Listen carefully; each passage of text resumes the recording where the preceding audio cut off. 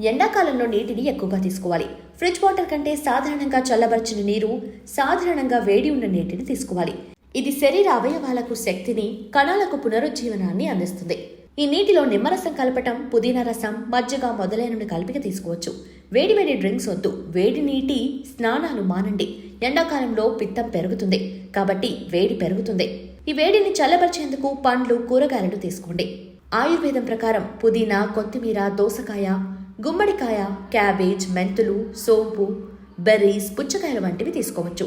Seasonal foods తీసుకోవాలి. ఎండాకాలంలో మీకు అంతగా ఆకలి అనిపించదు కాబట్టి సూప్ రూపంలో తీసుకోవాలి.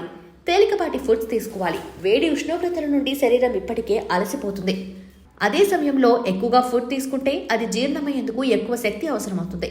దీనికోసం తీపి, చేదు, పుల్లని ఫుడ్స్ని తీసుకోవటం మానేయండి. అదేవిధంగా ఈ సీజన్లో ఫుడ్ ఖచ్చితంగా తీసుకోవాలి. ఖాళీ కడుపుతో ఎక్కువసేపు ఉండదు. టైమింగ్స్ ఫాలో అవ్వాలి. లేదంటే అసిడిటీ, జీర్ణ సమస్యలు, తలనొప్పి, వేడి పెరగడం వంటి సమస్యలు వస్తాయి.